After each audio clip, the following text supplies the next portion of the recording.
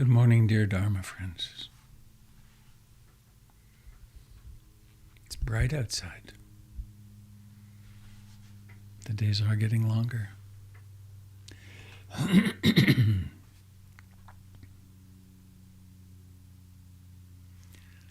poem by Jack Gilbert.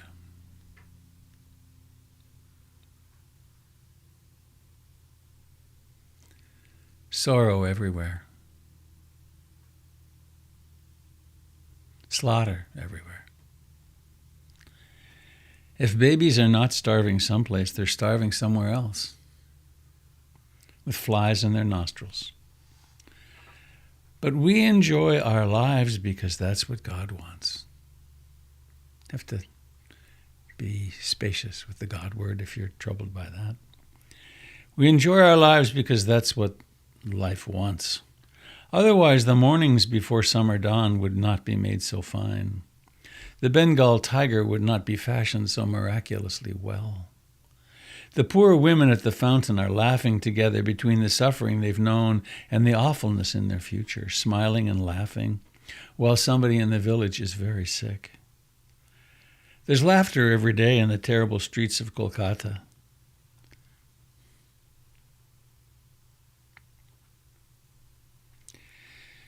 And the women laugh in the cages of Mumbai.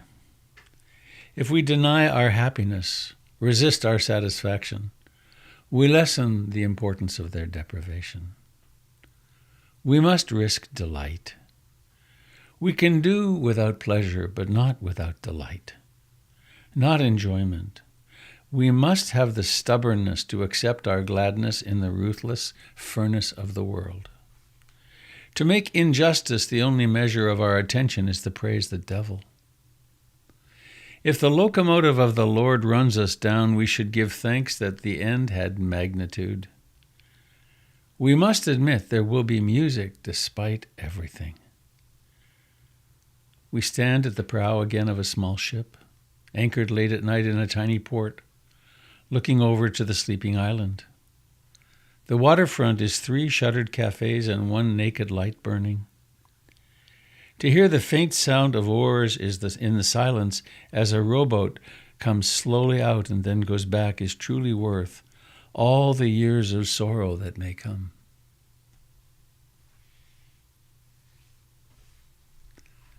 A brief for the defense. Sorrow everywhere. Slaughter everywhere. If babies are not starving someplace, they are starving somewhere else, with flies in their nostrils.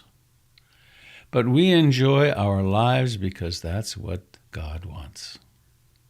Otherwise, the mornings before summer dawn would not be made so fine. The Bengal tiger would not be fashioned so miraculously well.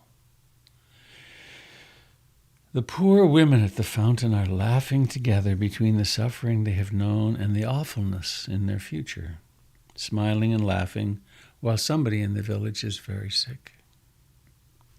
There is laughter every day in the terrible streets of Kolkata.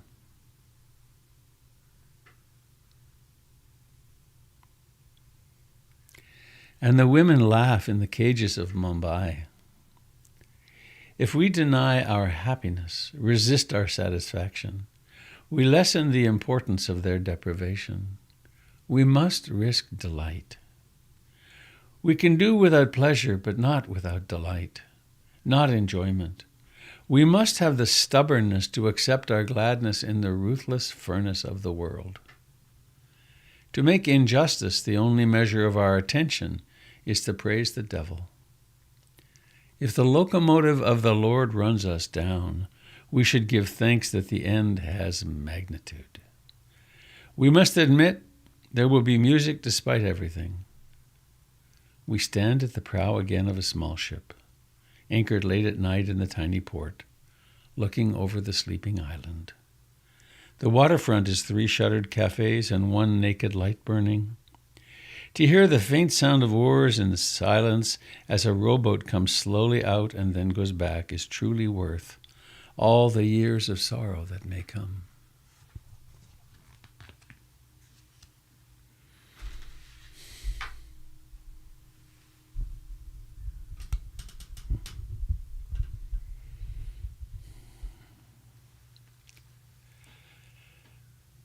We rise early.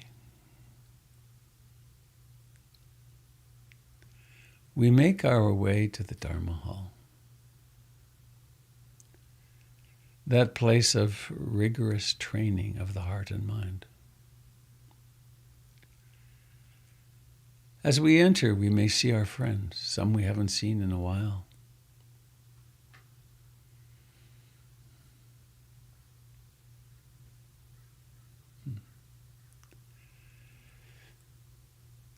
We have spontaneous gratitude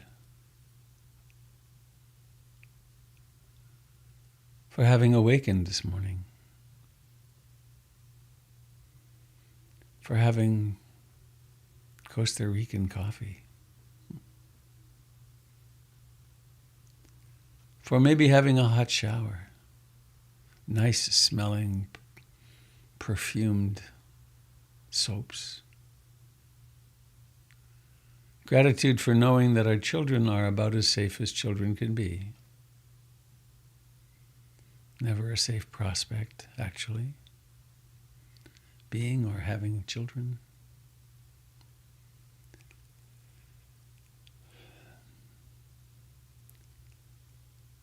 You probably, like I am, are sitting in warmth. The whole power grid is still working. Gas is flowing through the pipelines from Canada.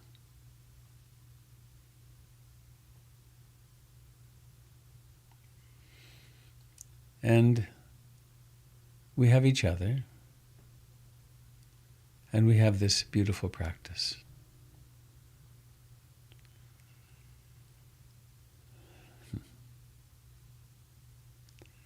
So please let us sit comfortably upright.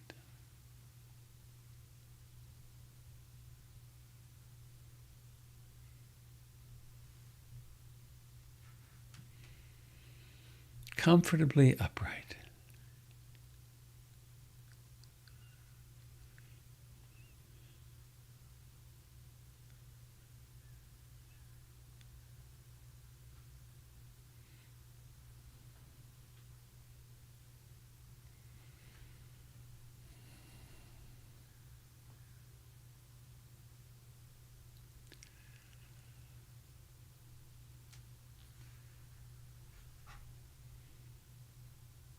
And let us open to life. We've all been wounded, we've all been burned, we all have lots of trauma, small and large. But let's dare to feel. Let's dare to come home to the breath in a fresh way, maybe as we never have before. To really embrace incarnation.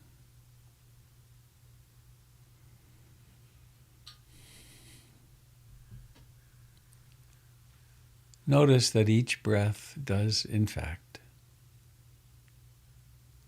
begin.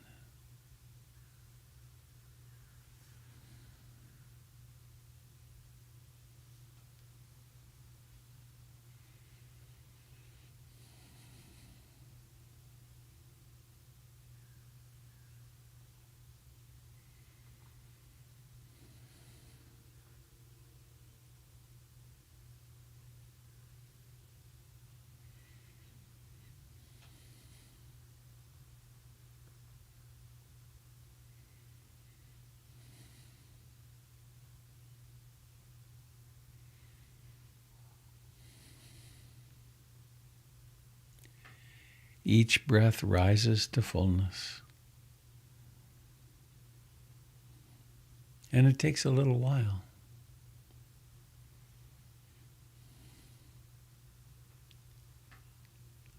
It then declines and vanishes.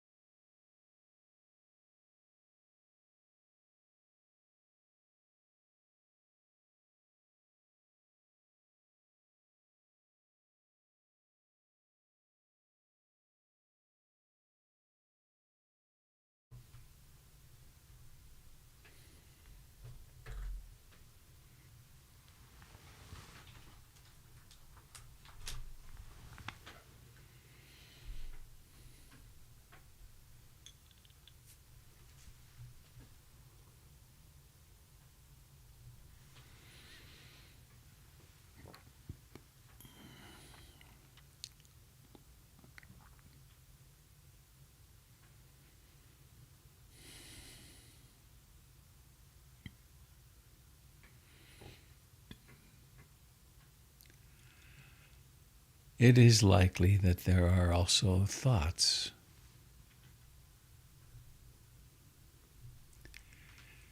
It is likely that there are also events, phenomena happening in the mind, thoughts, memories, plans.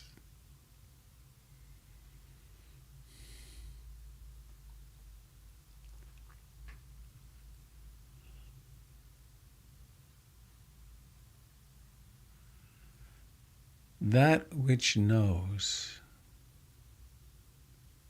or mindfulness,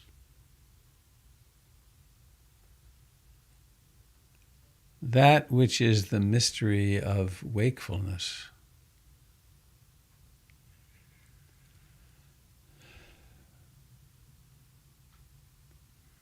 is not these thoughts, is not this body, is not this mood, is not this obsession. It is, in fact, that in which they all occur.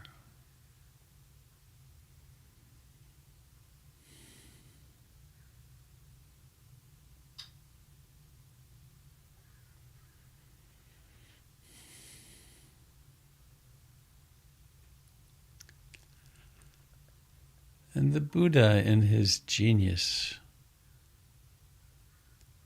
discovered that we can approximate, we can incline in the direction of wakefulness.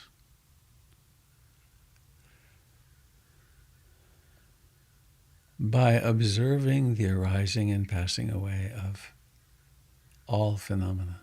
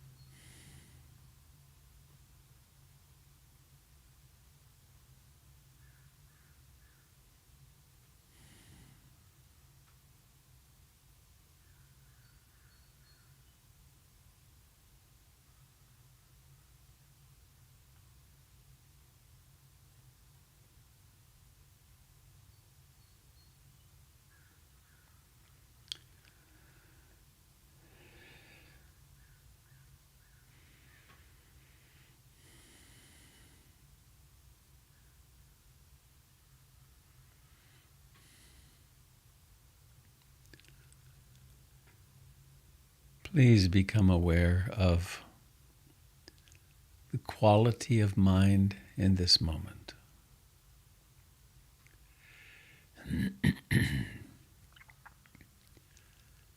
Is this a mind which is restless, agitated, upset about something? Is it calm, quiet, concentrated?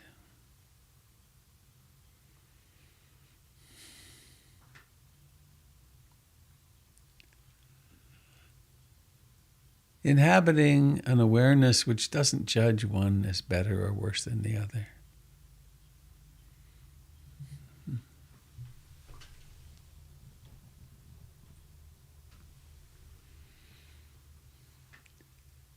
Is the mind colored with desire, wanting something, craving?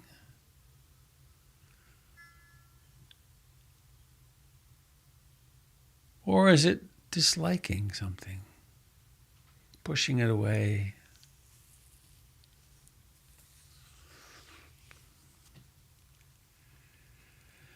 Is it a mind that's wide awake and crisp?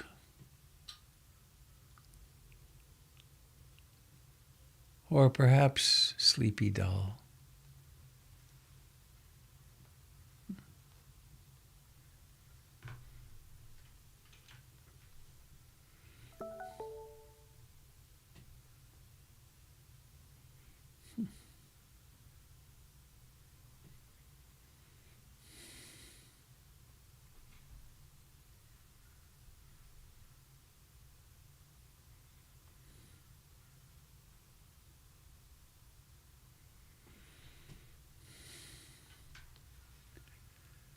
Is this a time of simple, easy faith? Not blind faith, believing in something, but of actually knowing, yes, this is the path. Or perhaps is there doubt?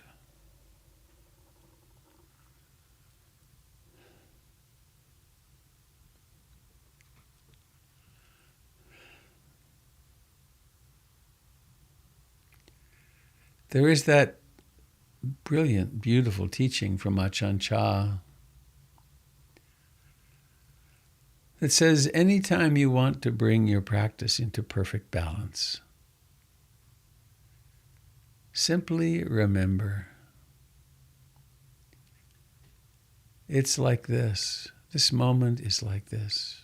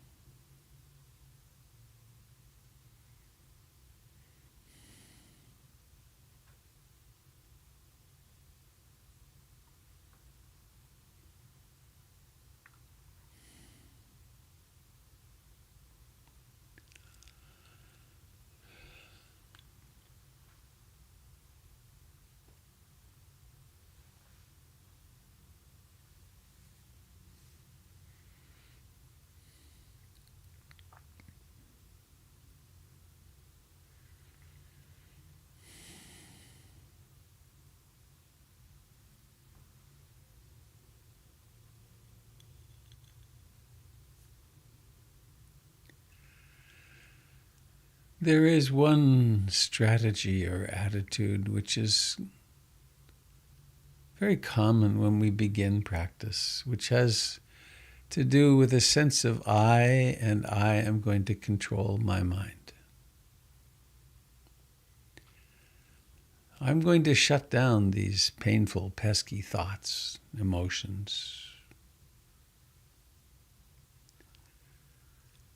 I'm finally going to get it figured out so I can be as productive as I want to be, suffer less. And so there's a little bit of violence in it, a kind of grabbing the mind and sticking it back on the breath. And that's a very useful practice for a time. Until it becomes clear that it's not true.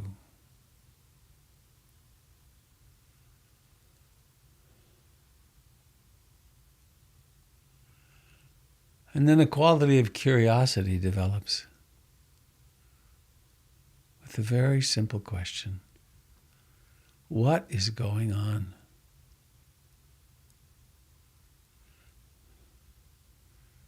One becomes a true scientist who has an hypothesis, but then who tries to carry out an experiment with as much clarity and non-interference as possible. What is it to be a human being?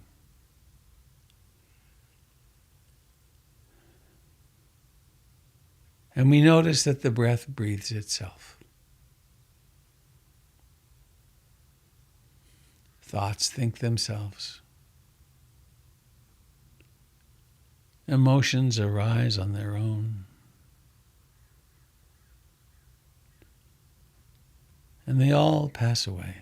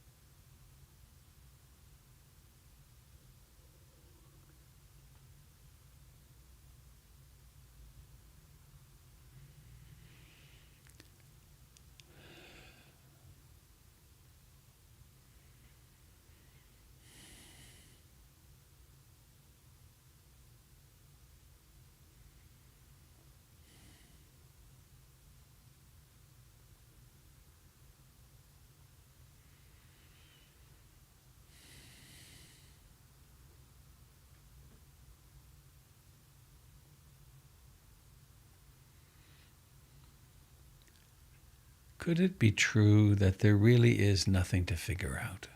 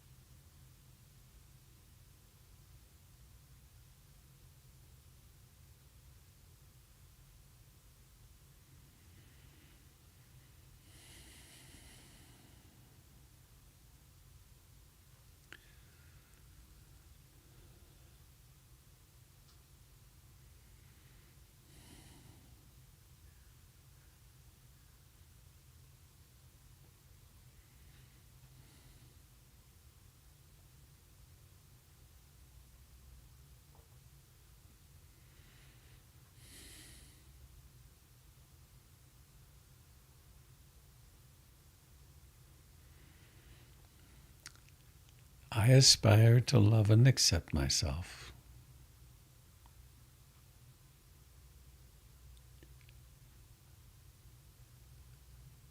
Exactly as I am right now.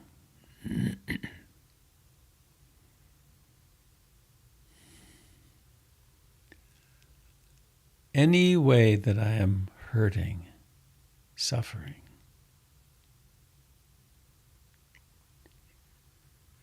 I aspire to meet it, to transform it into compassion.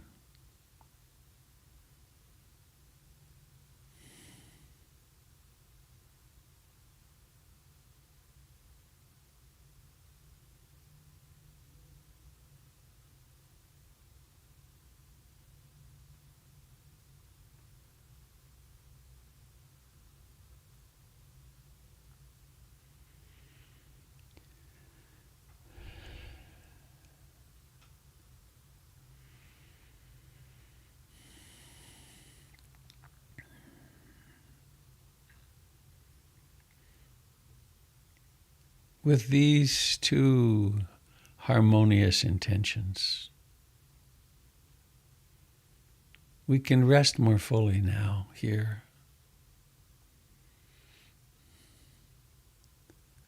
It really isn't, I aspire to improve myself so I finally become worthy of love and awakening.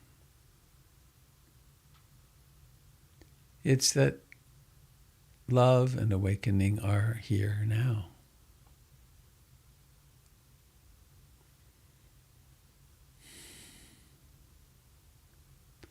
There's nothing to earn and nowhere to go.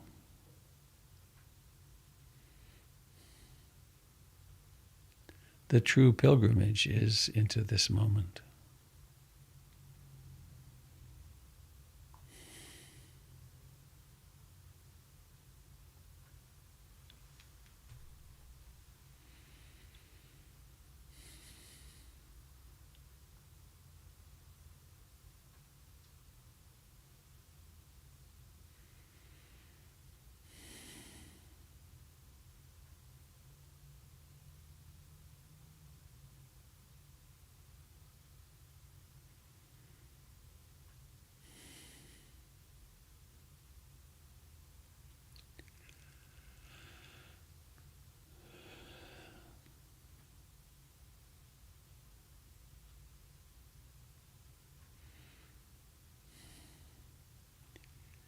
In addition to this mysterious awakeness,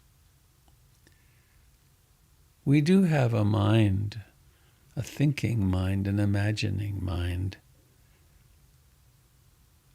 which we can make excellent use of.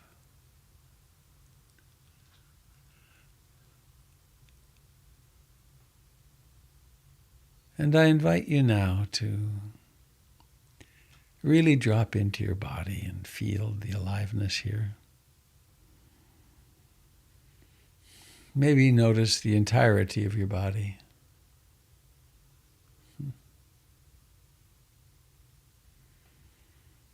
Notice how it breathes in and out. Notice how you can feel the heartbeat here and there through the body.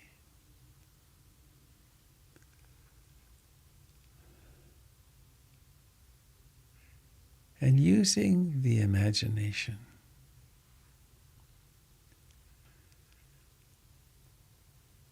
while your body remains here, and no matter where we venture, this voice will go with you. You can always come back right here.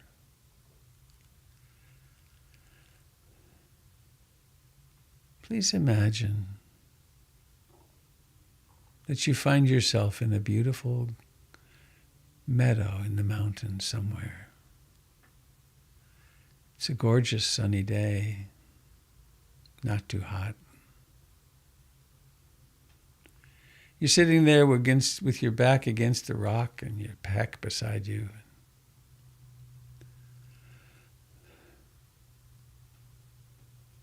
It's just safe here.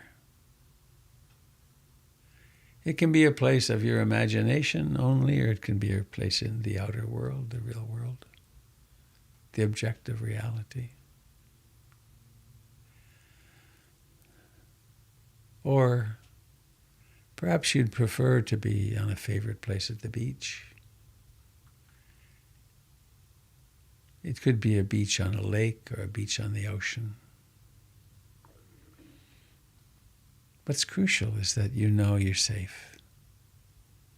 You can rest here. There's no cell phone. There's no email. There's no one to trouble you at all. But you're safe. Or maybe you're in a rocking chair.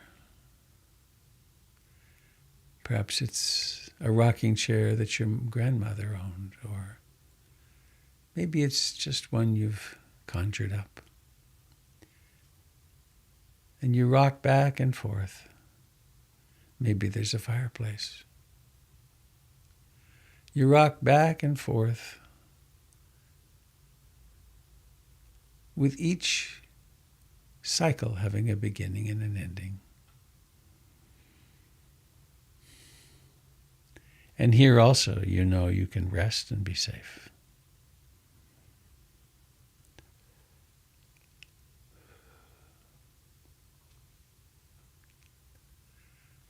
And no matter whether you're in a forest, meadow, or by a beach, or in the rocking chair, you can rest. You can let these words be anything you want or need them to be. It could be a voice in a different gender, because you can turn on your auto-translator and make it fit for you. And while you are here, you might have a dream. And in this dream, you find yourself walking along a gravel road. It's a beautiful afternoon, or morning, or whenever time it needs to be. There's a split rail fence on both sides of the road. And there may be forests, lots of trees, or it could be open grassland. It could be rolling hills. Whatever the case, you can find yourself just strolling along with absolutely no effort.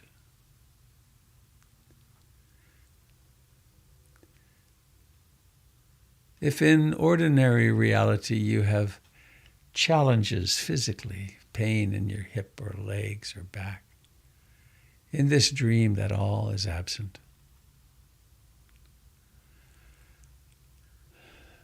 And as you walk, you become lighter and lighter. It's such a relief to just be. And you stroll along for a short time or a long time, or just exactly the right length of time.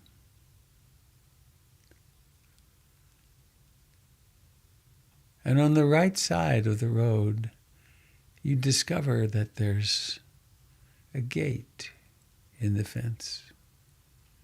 It's a beautifully crafted gate, clearly done by a skilled artist. And you go closer and you discover that this is the gate that has your name on it. And you remember it, either from another time visiting or from somewhere in the distant past. Of course this is here. And you know what to do, which is to reach out and lift the ornate latch and look over the fence and open the gate. And as you look over, you discover an exquisite, large area of flowers. And you understand that these are the flowers that have grown from your fine actions of the past. This is your vipaka garden, your karma vipaka garden. And as you step in, you realize that there are huge numbers of gladioli. There are roses, there are periwinkles, there are bleeding hearts, there are iris, there are daisies. There are all your favorite flowers. On the back side of the garden, there are blossoming trees, the full floral springtime of cherries, of apple trees. And what's remarkable is that you know that this is the fruit of your actions. You don't have to earn anything. And you look to your left and you discover that there are picking baskets. Beautiful wicker baskets. And some exquisite shears. They fit your hand perfectly.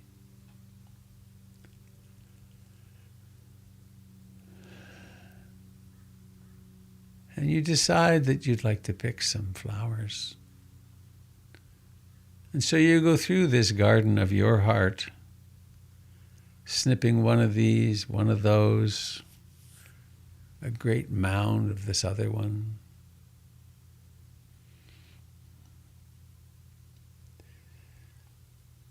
There are little flowers and big flowers, and they're all in perfect blossom. Offer them to yourself.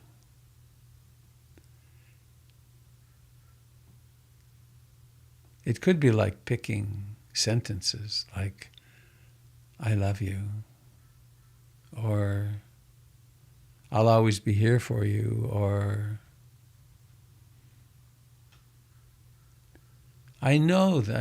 always knew that good was coming out of your actions.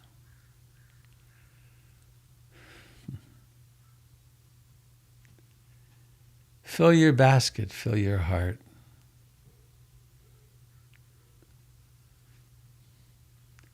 And as you are reaping these flowers,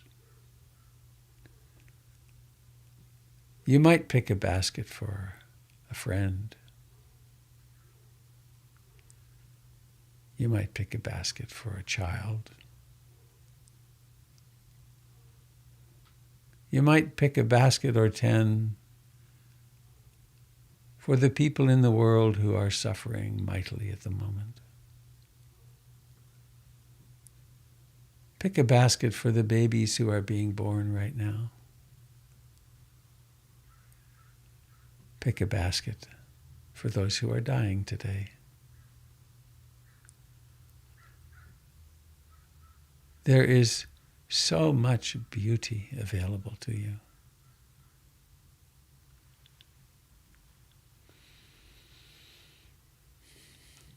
And you can take a short time or a long time, or just as much time as you need.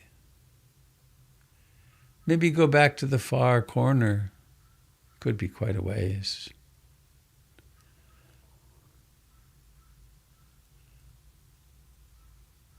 Realizing that you have an infinite capacity to fill yourself with love and beauty.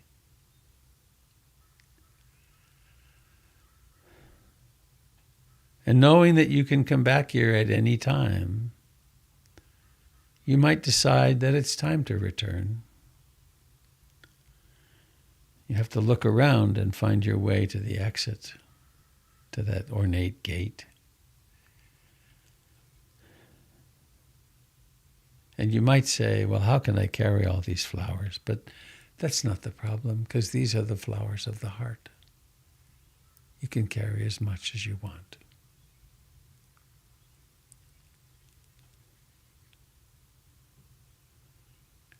So wrap up these flowers, place them in your heart carrier. Be sure to put some foil and wet cloth around the bottom of those that need that. And then carefully place your shears where they belong. Place the baskets there too. And take a moment to climb up on the fence a little bit and look over the vastness of this beauty.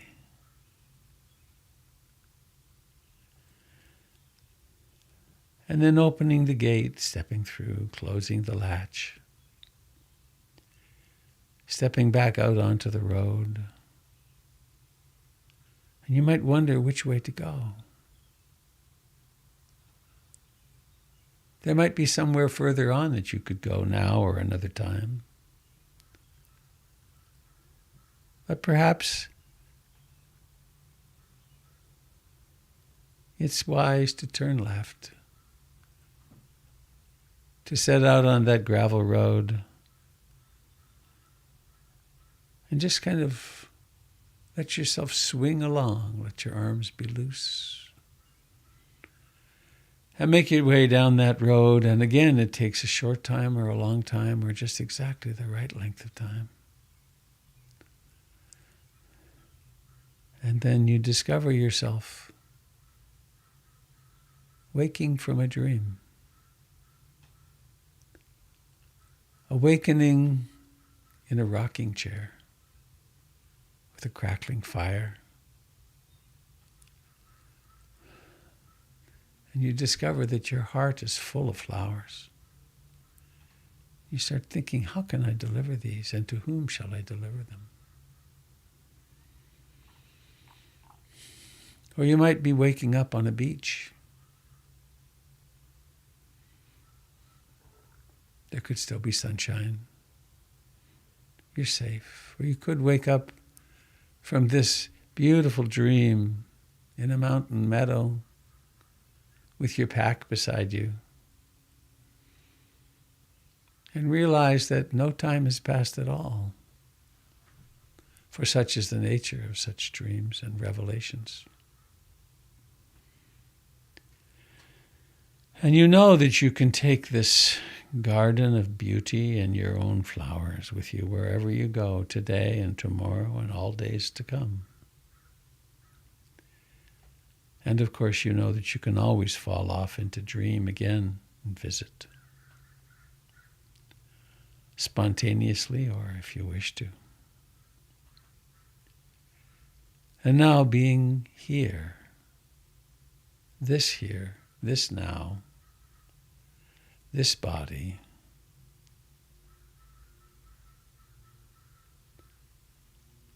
breathing in and breathing out.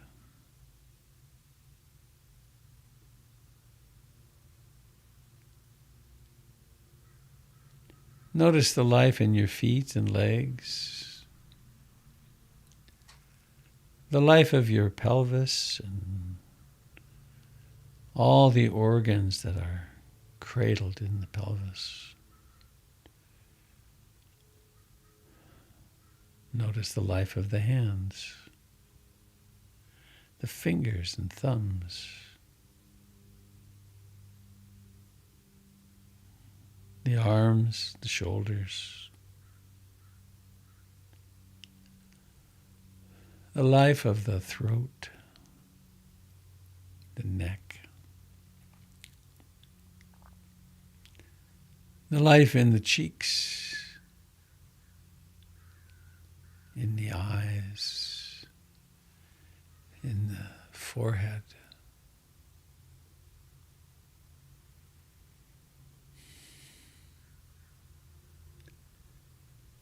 Breathing in and breathing out.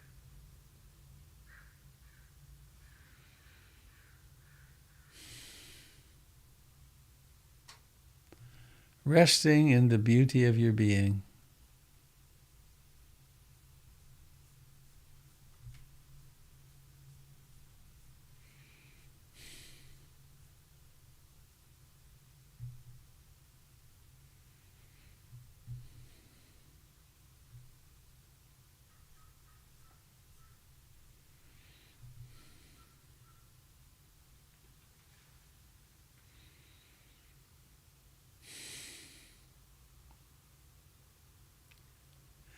And bringing awareness into the eyes. And noticing the lack of seeing. And then forming the intention to let the eyes open. To make the effort to lift the eyelids. And then to notice and let that happen. Become aware of seeing. With a prayer, may all beings share in the merits of our practice.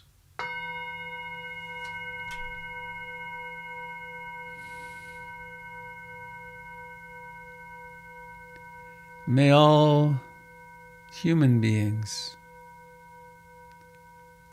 become capable of observing their own hearts and minds.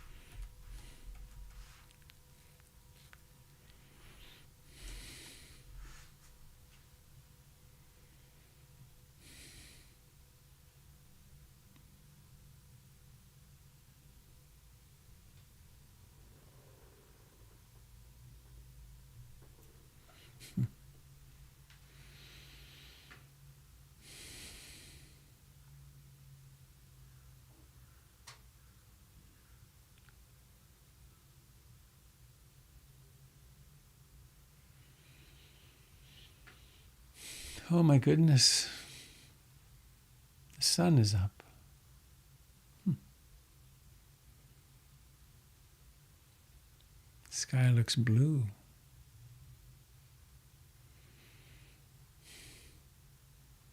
I think I'll play hooky and go skiing.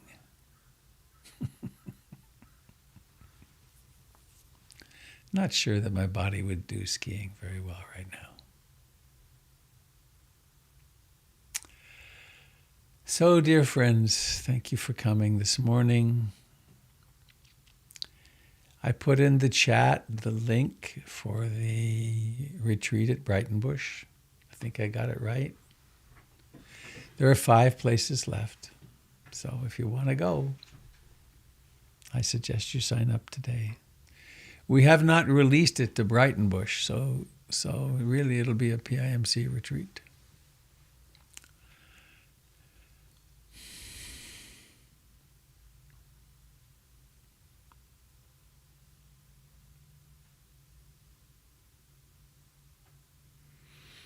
Sunday night, Candle will be offering her beautiful guidance, and the Be Queer Now group will be on Sunday night as well, and all the other things that happen at PIMC. It looks like April 3rd will be our first live gathering. We're not sure what the regulations will be or recommendations will be then, but we'll be on the conservative side for sure. And in order to attend, there will be a registration process because we will be controlling numbers unless something changes radically in the meantime. And depending upon how many people register, we might even have 2 sections. Be like the Catholic Church of my childhood. But the center is really coming together. There's carpet in the downstairs waiting room and the little coffee tea area down there for the tenants. And there's been a supply chain problem. But the fellow said probably today, so I hope that's the case.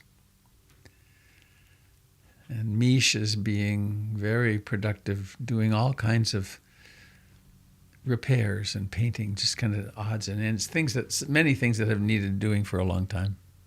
One of the pews was falling apart, for instance. So, I think with that, I would like to invite, is there any sharing you would like to do? I need to end at 8:10, so we have 15 minutes for sharing if there is that.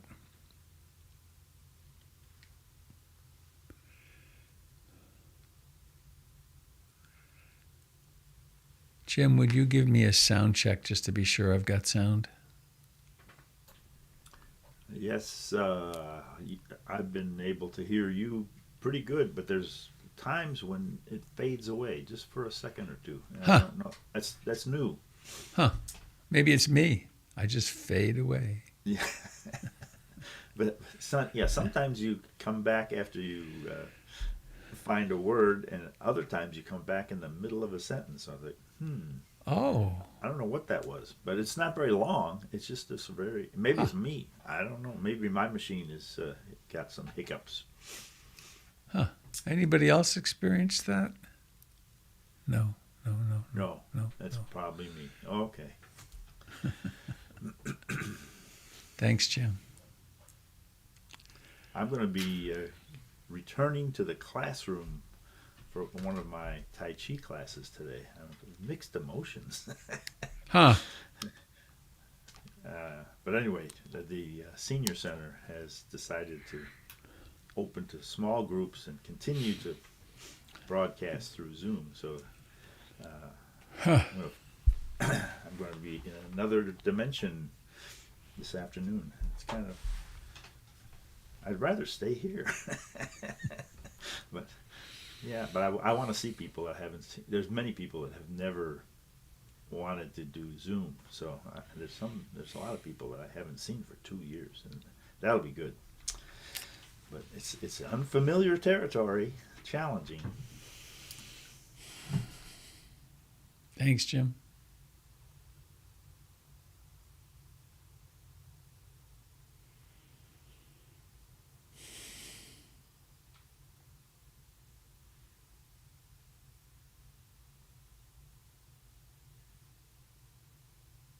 Hello. Hello, Beck. My name is Beck, and I just wanted to introduce myself. I'm fairly new to this great Sangha, and I just wanted to say how delighted I am to have found this incredible group of people. So just wanted to say hello. Hello. Hello. I have an idea. Let's all unmute and say hello. Hello, Beck. Hello, Beck. Hello, Beck. Oh, hello, Beck. Hello, Beck. Welcome to the Sangha. That was fun. Thank you. Do we do that every day? Yeah, sure. Just for you. Awesome. I've been a practitioner for a while, but only recently went on my first Vipassana retreat at the Northern California Vipassana Center. Uh-huh. And since then realized how important it is to deepen my practice with other people. So I'm really delighted to have found this incredible community. And thank you, Robert, for everything you're doing. I really appreciate it. Well, you are most welcome here. Where are you physically? I'm in Northeast Portland. Oh, I good. split my time between here and the Bay Area in California. But right now I'm in the Collie neighborhood. Mm-hmm. Great. So you can come to the center when we open. Absolutely. I can't wait. I've already signed up to volunteer to help. Great. Yes. Thank you.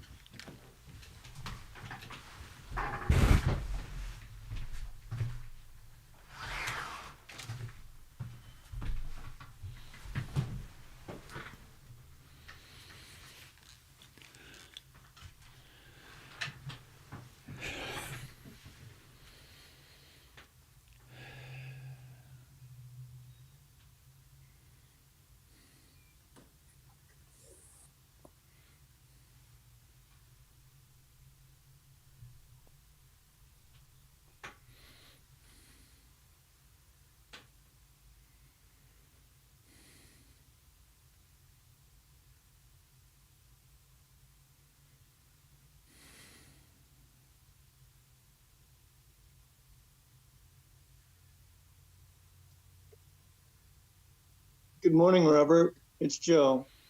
Hello, Joe.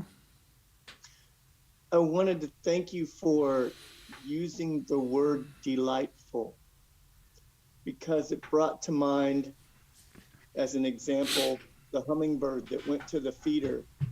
And I don't care how many times I see it, it fills my heart with delight to see the hummingbird feeding.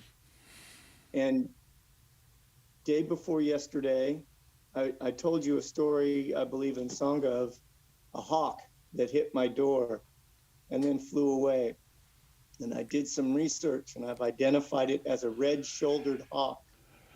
And the red-shouldered hawk is not normally in the Willamette Valley where I'm at. Normally it's Southern Oregon. And it has been coming back and hanging out. It is a unique and beautiful bird. And I hope it is the same one hanging out here. But seeing it also fills my heart with delight. And I haven't been really focused on those moments where life just fills you with delight and makes your world in balance and reminds you why you are here without any kind of control or coercion. It just opens for you. So that word brought all of this flooding into me this morning. Great. And it's a great way to start the day. Thank you. Thank you, Joe.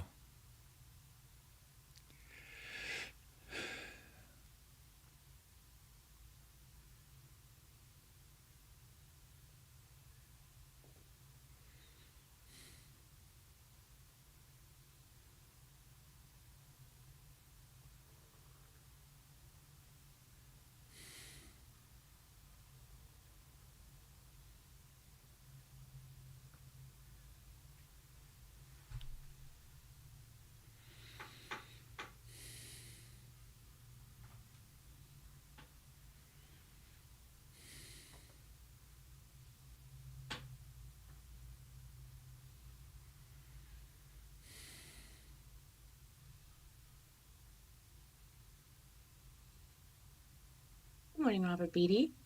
Good morning, Sangha. It's Jamie. Hello, Jamie. There, I just had a quick question. The other day in the meditation, you mentioned 3 delusions, Right. one of which is impermanence. Or no, Permanence. one of which is permanence. Right. And I'm wondering what the other 2 are. Thank you. There's a song. Anicca, Dukkha, Anatta. There's, in the teachings on wise understanding, having a worldview that fits the world. There's the 4 noble truths. Dukkha, the cause of dukkha, the end of dukkha, and the path leading to the end of dukkha. There's the teaching on the 12 steps of dependent origination and the law of karma. And there's the teaching on anicca, dukkha, anatta.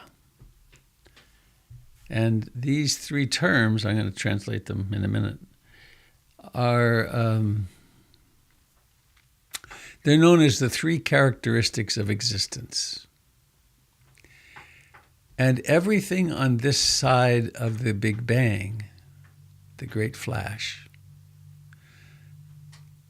appears to be made of, or it always has these 3 characteristics. And the first is anicca. Anicca, not permanent. Not permanent. And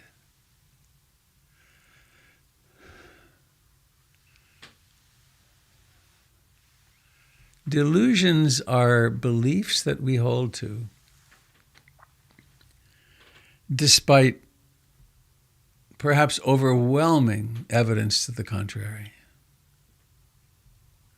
And one of these beliefs that we hold to is that something's permanent. I'm permanent. And we create interesting mythologies that I may not be permanent as this body, but when I die, I'm going to go to heaven and then be at the right hand of someone or other, or maybe I'll be with my family. It's one of the scariest things I've heard. I think it's the Mormon tradition that when one dies, you go and you get to be with your family of origin forever. And that's I've spent so much time and money on therapy. That's not my plan, I hope. Anyway, it's quite an aside, pointless. So anicca. Everything which has a beginning has an ending. Everything. So do we believe, do I behave, do you behave as if it were true that everything is impermanent? Or do you think of something, do you just have attitudes toward things like, yep, it'll always be here. And of course, it's not true. And one of the things that we do in our practice is we develop a mind that's capable of observing what's actually happening. And then at more and more subtle levels, we discover that everything's constantly changing, flying apart. Comes together, flows apart, comes together. Which then, on the one hand, is the beauty of flowers, right? They come into being and then they're gone. Now, I could talk about that one for hours, actually. But the second one, dukkha. Dukkha is a word that doesn't translate well. It's usually translated as suffering. But Ruth Dennison translated it as, darling, there's always a leak in the canoe. No matter what's happening, you finally got this experience. You're finally having the vacation. You finally got the partner. The baby finally came. It's always not quite right. There should be more pleasure. There should be less pain. Something should be different. And the term dukkha actually comes from a root, which is if you had an axle, here's an axle and a wheel, an axle is spinning in a race. If you throw a little bit of grit in there, dukkha, that's the origin of that word. There's always abrasion. And then the third one, which is the one, well, they're all in a way synonyms, but the third one is where the teachings really light up, I think, for me anyway. And it's challenging, particularly, well, at the first and maybe longer for most people, that it says anatta. There's no soul. There's no self. The self is a fantasy. And what you can say, well, that's obviously wrong because here I am. But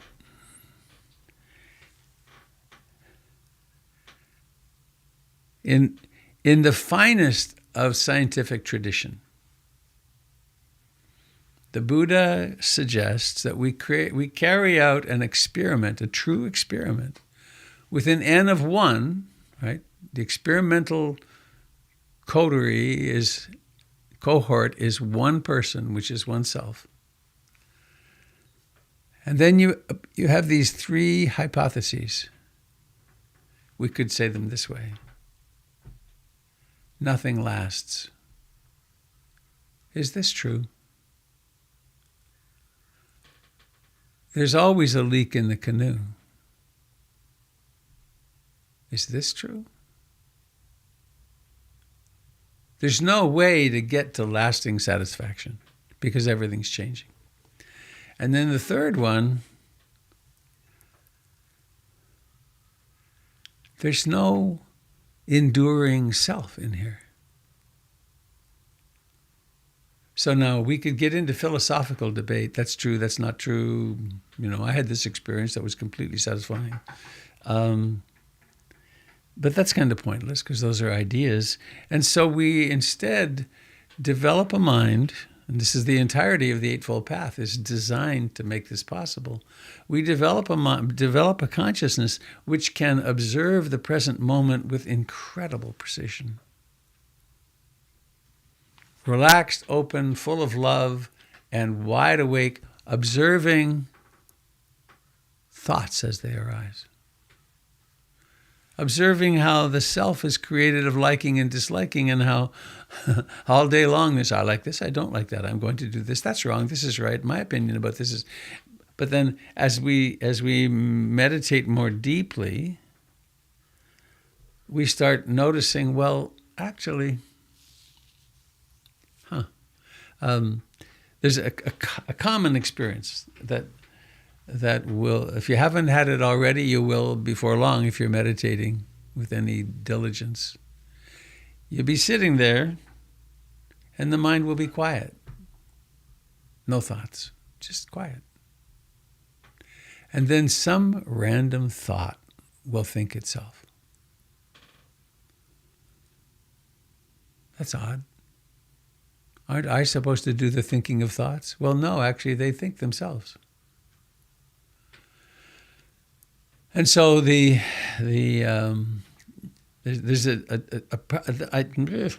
my second retreat that I ever did was 2 months, a very intensive practice. And at the end of it, I went for a walk with my teacher.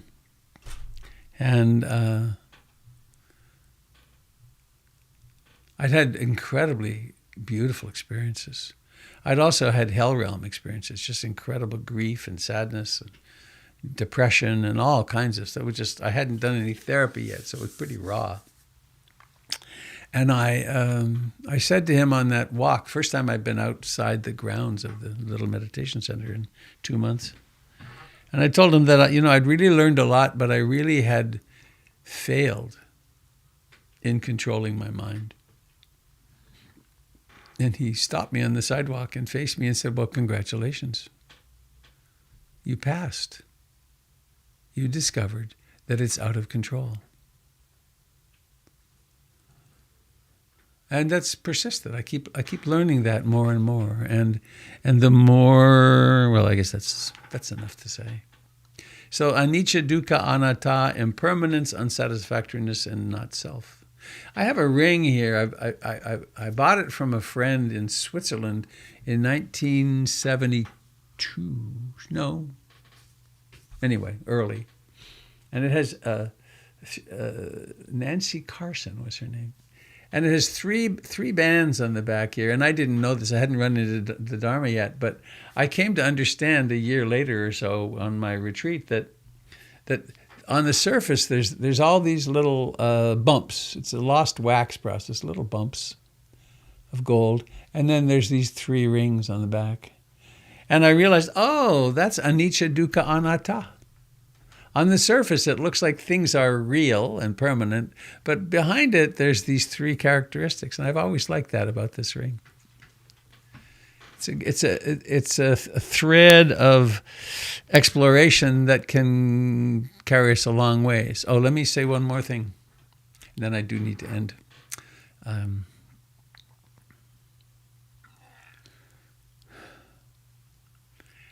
As practice deepens, as our moral and ethical act shapes itself up so we're less upset about things. In the teacher role, it's pretty common that someone will come in for an interview or make an appointment, and they'll say,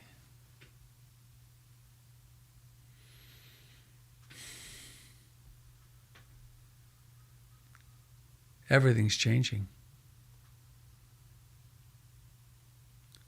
There is nothing that lasts.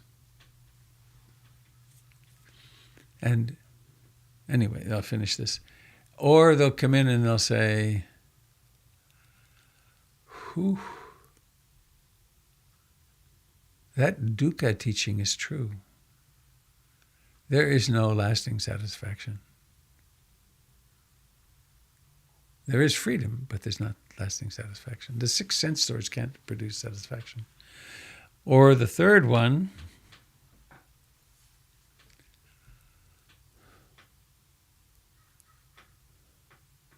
there's always a case of a sort of sense of wonder.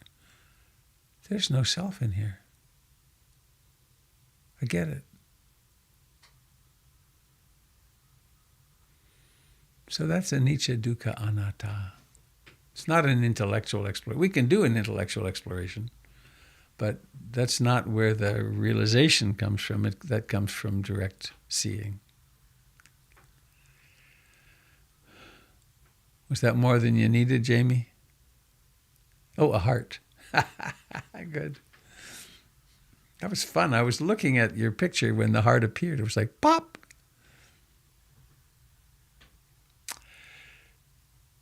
So, friends, I'd love to continue, but I must go. I have a 9 o'clock appointment. Shall we sing our way out of here?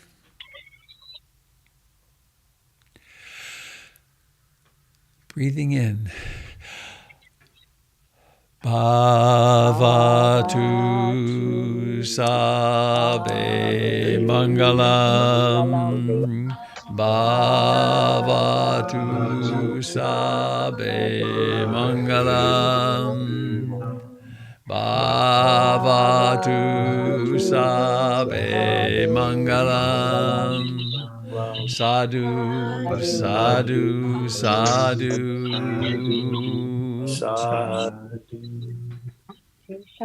Have a wonderful, mindful day, dear friends. Thank you, Morning, Robert. Sangha. Have a great day. Bye, Dave.